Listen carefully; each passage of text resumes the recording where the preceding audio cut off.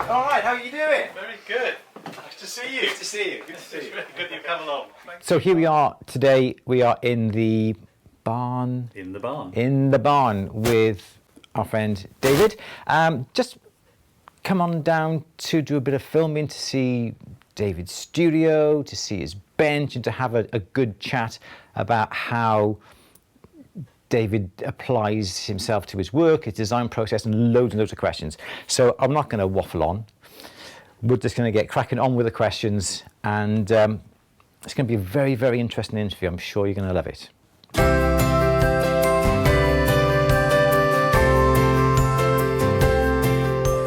One thing we did want to ask you about is your own personal taste in jewellery, and does this affect your designs? I think it does, but if you look at my wedding ring, that's the one thing that stands out from all the others that really isn't anything like I create. But my wedding ring is created by a totally different jeweller and in a very different style, but most of the stuff I wear tends to be large, it tends to be bold, big. I like things that have heft. I like things that you know you're wearing. So whether it's like this pendant, which I made. This is a piece of sea sediment stone that was gifted to me by a lapidurist that I know through Instagram, and he simply sent it to me for my birthday one year, which is lovely. Yeah. And so and then I cut the eyelight. So I cut the little highlight, and that's what I came up with. So this is the kind of thing that I tend to wear. It's stuff that that you can easily see, whether it's on my hands or whether it's around my neck. I've never got into earrings. It's just not me. As much as I kind of like making earrings, the stuff I tend to wear is kind of bangles, it's rings, or it's pendants, and they are stuff that kind of stands out quite easily. And would you say that is your particular style then? Yes. The unusual cutting of the stones and the construction of things as well? Yeah, definitely. I mean, one of the things that I think drives my creations is materiality.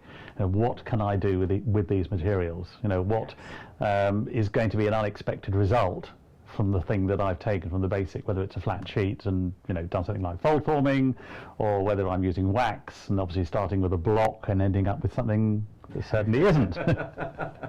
So it's what for me can often drive the process will be the materiality. When I'm doing stuff in wax, I don't necessarily design it in advance. It's just an idea I have in my head. When it comes to using sheet and wire, I tend to come up with a design first, and then I'll create it.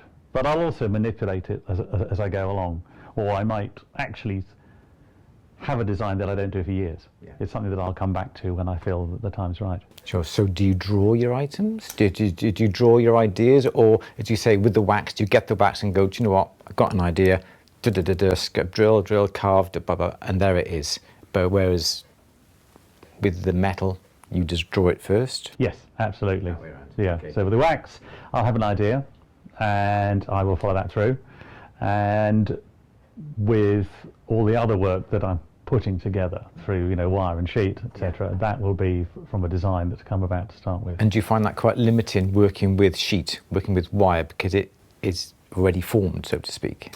Yes and no. Yeah. What I like to do is see what I can do with it.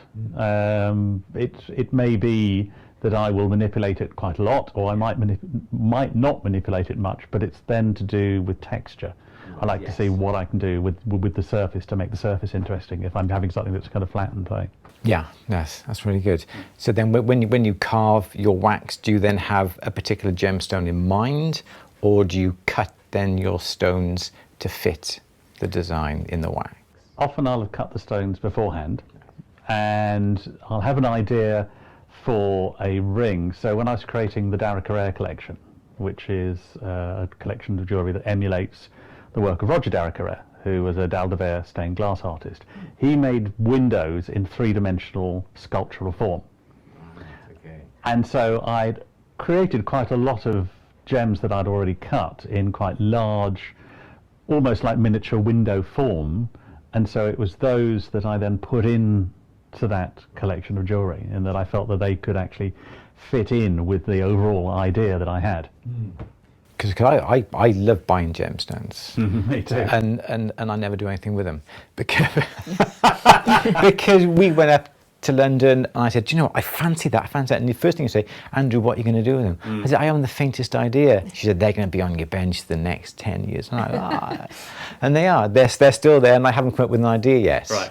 But I think it's having the facilities that you've got to be able to cut the stones. You're not limited to what you can buy. No. So it's a bit more freeform, it's a bit more irregular, and I think that is a great gift that you've got to be able to do something that is different from stock 8x6, 10x12s, oval rounds, marquees and whatever. Yeah. And I think that's what really differentiates your work to somebody else who has to buy 12mm by 18mm standard cabs. Yeah. Yeah, absolutely. Definitely. And that's what I enjoy about doing it. I mean, if I want a rose cut or a marquise or something, then I'll go get that. Yes. Because I don't want to spend the time doing that. It doesn't inspire me to do that. But to create a totally random shape, that's when I really have fun. Because it's nice to actually, again, a bit like working with the wax, when you're cabochoning or cutting stones, you're taking stuff away, you know, you're revealing stuff that you don't necessarily see to start with.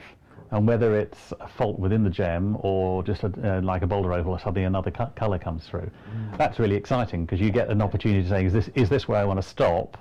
Or do I want to work through it and see if there's something else there? And sometimes it's better to stop.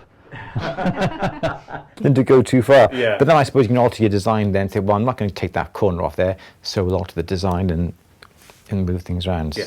So it's a lot more free form compared to everybody else's that has to stick to standard sizes. Yeah, yeah. Excellent. I love it. Freedom. Yes, absolutely. I love it. Thank you.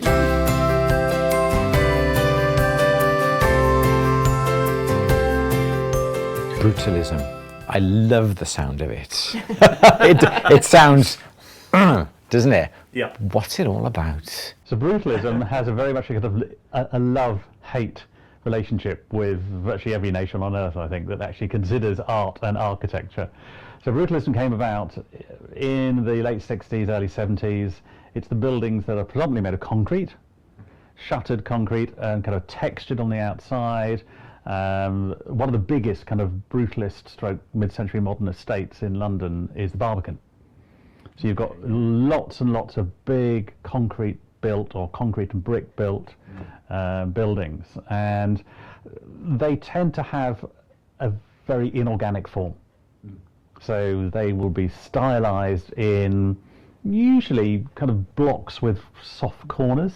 Okay. Often they were that way. One of the most famous brutalist buildings in the UK was the library in Birmingham, which was torn down a few years ago because everybody hated it. But what I love about brutalism is when you see it, it's big, and in some ways it is ugly because it's uncompromising. And I like to take that idea and miniaturize it into jewellery, to say, this emulates that, but look at its beauty. Yes. Now, take this piece of jewellery that you consider beautiful and look at that building and see there is beauty in it. You know, it's not something, though, because because brutalist architecture tends to be huge, it can be overpowering. You take something that's a piece of jewellery, it's not. You know, it can be more endearing because it's smaller. But it's like having the relationship between what I'm doing and where the idea came from. So how did you get into it? How did you get into brutalism? Got into brutalism through stained glass. So there's a type of stained glass that I'm the only one now in the UK that deals with, which is called dalle de verre, which translates to slab of glass, which basically is a bit brutal as a name in itself. A lot of dalle de verre in the UK went into concrete churches. So the churches that were built after the Second World War, from about 1950 onwards. And these churches were very much a love-hate things with parishioners and locals where they were built. And they would often have dalle de verre stained glass in. And I was researching into dalle de verre and I came across all these brutalist buildings. And it was amazing to see, some of them weren't there anymore, but even the historic records of these wonderful pieces of architecture that again could be miniaturized into jewelry. And so it was through researching dalle de verre that I really kind of found about brutalism, or found the beauty in brutalism, I should say. because it sounds very a harsh word, doesn't it? And I suppose for what it stands for is quite harsh, but when you translate it down into the jewellery, as you say, it's not. No, exactly. It's just a different way of looking at it. Yes. See, I wouldn't dream of putting things like that into my jewellery. I don't think many I'm not bright enough to yeah, exactly, yeah, exactly. Yeah. But that's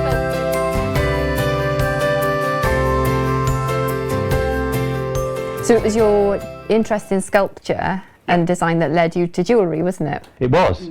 It was. I had been at uni and I did a degree in 3D design and craft between 2012 and 2015. And during that time, I learnt to do what's called fold forming, which I know a lot of people will know. It's taking a flat form and making it into a three-dimensional form. And I was absolutely enamoured with it. I really enjoyed doing it. And I hadn't had much chance. And then back in 2018, I started running a small college not far from here. And I had all spare time in the studio. The studio didn't need to make me money, and I could do what I wanted with it. And I started working with copper. I got myself this huge sheet of copper and cut it out and started hitting it with a hammer. And I was really enjoying what I was doing. Now, backtracking slightly, in 2017, my husband Chris and I went on a medicine walk. And a medicine walk is where you take a question with you out into the wild and you contemplate the question until the answer comes to you. And we weren't, again, far from here. We're in the South Downs, and I was wandering up onto the hill, and the wind was coming off from the sea, and it was getting a bit chilly, and I was getting a cold ear. So after a while, I thought, you know what, I'm going to turn around and go in the opposite direction. And as I turned round and looked up onto the hill, I thought, oh, that's Stonehenge. And then thought, of course it's not Stonehenge. I can't see Stonehenge from here. What on earth is it? And I had no idea. And so I obviously walked towards it and I got closer and I thought, it's sheep. It's a whole load of sheep standing up there. It's not Stonehenge. So what does this mean? You know, this is the answer to my question today because it's obviously a revelation. What on earth does it mean? And I thought, what is Stonehenge? Never mind what sheep are, what's Stonehenge? And Stonehenge is a monolith. So maybe my work should be monolithic. So I took that to mean big, thinking Stonehenge ain't small, it's big. And so when I started working on the copper, I thought, I love the idea of the fold forming, but let's go big. So with each piece I got bigger and bigger and bigger. And with each piece that got bigger, I became more disenchanted with it. And there was something, there was a disconnect. So this kind of monolithic, huge copper sculpture clearly wasn't what I was meant to be doing. So at a slight loss, I just then took all the scrap bits that I'd cut off and used the same technique, but tried doing it in miniature. And basically, I suddenly discovered I was making jewellery. Okay. So that's how sculpture led to jewellery. Because a lot of your jewellery are mini sculptures, aren't they? Yes, Yeah. they are. In fact, yes, they are. And a piece of my jewellery, I entered into a competition in the States, and I entered it as sculpture. And it actually got in as a piece of sculpture, even though it's only that big. One of my favourite sculptural pieces of yours is I think it's on your bench there, is the Escher Canberra ring? Yes. Yes, Yeah. which is absolutely incredible with the tourmaline. I'm just looking at this. Oh, yeah. Which is absolutely It is. incredible, isn't it? It's like each little segment is a civilization, Yeah, or it's a it's a world, world, or it's a it's- city. yeah. Because I see them as little cities. I I can live- imagine like little planes flying around. yeah, And yeah, I love that's what like that's what I Star visualise. Wars, Yeah. and you have this image of the planes flying around these little colonies, and this, as you say, this is exactly what I Yeah, imagine them it's to so be. futuristic with Yeah. the gold as well. It's just absolutely beautiful. So that was carved in wax. Yes. And what was the inspiration for that? So I went, I'm going to give it. you just put it on. It fits. How fabulous! And it won't come off now. Send me the bill. Wow, it is absolutely incredible, isn't it? Yes, Thank you. it really is. You're the first person to have worn it. Am I really? You are. So go on, what was your inspiration for that? So That- The inspiration for that, again, goes back quite a few years. I went on a trip around London galleries back in 2019, and I came across some work by the sculptor Geoffrey Clark, who worked a lot in the... It's like... I'll take it off and I'll, yeah. Sorry. I'm sure I won't forget I'm wearing it, I'll be like this. So the inspiration behind that ring and the collection that it comes from was some work by the sculptor Geoffrey Clark. And I'd come across his work back in 2019 when I was going around London galleries. And this was a large, thin sculpture made of steel with glass set into quite a lot of quite deep recesses. Kind of off square slightly, very angular. And I was really interested in it, and I took loads of photos of it, and I didn't do anything with it that time. I didn't know what I could do with it. And then in 2022, this year, I went to the Masterpiece collection in London, and wandering around there, I came across a maquette for a sculpture made by Geoffrey Clark. And I thought, now I know what I'm going to do with this, because from it I immediately saw a pendant, again in miniature. Yeah. Again, his style was mid-century, fairly brutalist in its style, and this maquette for the sculpture was for the SS Canberra, the P&O liner, Oh, right, okay. which is why I've named the collection Canberra. Right, okay. And so I came back and I started by creating 2 pendants, and then I thought, right, we need to make some rings. And so I wanted the rings to be the same but different. So one almost looks like a ship, and that one definitely doesn't. So it was Geoffrey Clark's sculpture with these squarish protrusions which had coloured glass in that I've kind of emulated. But I bought these tourmalines probably back in, 2019, and I didn't know what to do with them at the time. But I thought they would be really fun, just kind of standing up Yeah, I've not seen them set like that before, have in you? the ring, and then they're set into the pendants like that as well, just to kind of add some colour. So again, I wanted to almost bring in the Dalle de Verre stained glass. The Dalle de Verre is a piece of glass, it's an inch thick, 25mm thick, and you've hit it with a hammer to facet it. So they almost look like someone's, hit them. So again, it's just kind of bringing that idea into this ring as well, or into this collection. Wow. Thank you. Don't want to drop it though, do you? You don't want to drop it. No. Or slap someone with it either. I don't know, depends who, I suppose. They won't come near you again. No, absolutely fabulous. I love it. Absolutely. Not for every day. Not for Not for every day or everyone, because obviously if you're heavy-handed, but then I think if we all made things that were practical all of the time, then the world would be very boring and nobody would ever push any boundaries, would they? Yeah, absolutely. Yeah, absolutely. Yeah, we like the idea of the fact that you will design a piece and somebody will come along, not necessarily you yourself, and then someone else and say, oh, you can't wear that every day.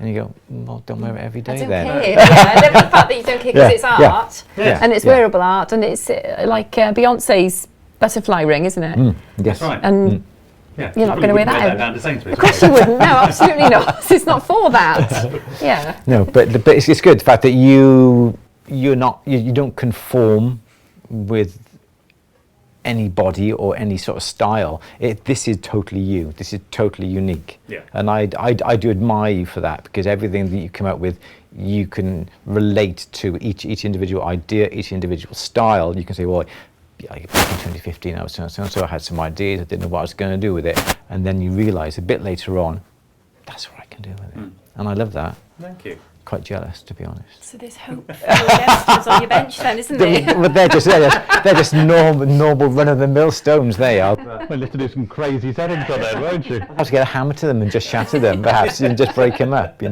just make them a bit different. But no, I admire you for that. And I think this is what I think a lot of people do get stuck in, a little bit of a rut, perhaps when they start out in jewellery. They see what's around and they go, well, yeah, I like that, and I'll make that. I'll make that idea. This is selling well. If that person's selling loads of that, that's what I'm going to do. And that's the route that they go down. And they sort of become stuck in that rut, and Yeah. it's very hard then to get out of that, especially if that rut is paying the bills. And I think that's what I find it quite hard, is that when I started, I said I would never do, say, jewellery repairs.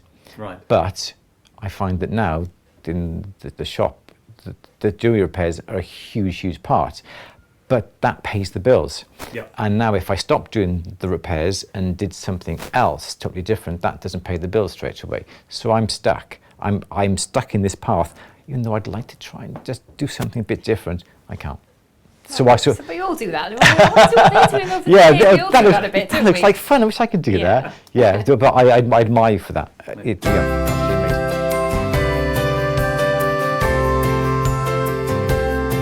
Do you think it's your history and your formal education in design and your experience of design previously which affects your jewellery now and makes it so bold and daring? Interestingly, no, I don't think it is, because I was lucky enough to bring up, not in a house of artists, but in a very creative home. Both my parents could paint. Neither of them really did. Occasionally that they did it for hobby, but not on a huge scale at all. And both sides of my family were creative in different ways. My mother's side were on the stage. My father's side were engineers and artists. And so I think that kind of came in at an early age. And I was always doing all sorts of weird and wonderful things as a child, making something out of something, you know, whether it was roadways out of mud or aeroplanes out of cardboard or whatever. I've always enjoyed making things that are not necessarily what you'd expect them to be. And I think that's very much what's coming out in the jewellery. You know, I just see something and I want to try and do something with it. Around the corner from the cottage is the Rolls-Royce factory in Chichester. And so 2 of the rings that I made just a couple of months ago, I've always loved the shape of the Spirit of Ecstasy. And I thought, what can I do with that form? That's the... So the Spirit of Ecstasy, for those that don't know, is the mascot on the front of a Rolls-Royce. And it's a woman who is in a standing pose leaning forward, and rather than arms, she has wings. She has 2 kind of large wings that come behind her. And one of the things I find really interesting about that is the wings are not even. One is higher and one is slightly lower. One is slightly more out, one is slightly more I've not in. noticed that. I've never had a Rolls Royce. No. Not this week. Next week. And I thought I really love the fact that it is not balanced. You know, if to the eye, when you quickly look at it, you wouldn't notice. But if you stop and look at it, you see it. And that was one of the beautiful things about it. So I created a much simpler form of wings that are slightly unbalanced. One is slightly lower, one is slightly taller. They're not quite the same shape. And rather than having this beautiful sculptural woman inside, it simply has a beautiful gem. And this time, I have used gems that I've bought rather than ones I've cut myself, in that I wanted it to be both irregular and regular at the same time. To have juxtaposition. Yes. Between the two, yeah. Interesting. Nice. Do you have that ring here? I do. Would you like to see it? Yes, please. So that one has a pink zircon in, and that one has an ametrine. Yes. Oh, look at that. That is beautiful. And it sits sideways. Yes. Wow. That one doesn't fit. What a shame. If it's on that way. You'd expect it. To go that way, but to go that way, yes. That's beautiful. That's such a vibrant colour, isn't it? It is. And again, you know, it might not be something that you're going to wear while you're putting petrol in the car, Yeah. but for when you're going out and feeling that you want to feel special, then it's the kind of thing that you might wear. Like people come in to me and say, I'm selling this because I don't wear it. And I just think, well, does it make you happy? Because even if it just makes you happy every time you open your jewellery box and look at it, Yeah. that's good enough reason to keep it, isn't it? Yes. Yeah. Yeah, absolutely. That's beautiful. Thank you. Very good. I love that. Thank you very much. Thank you. Beautiful.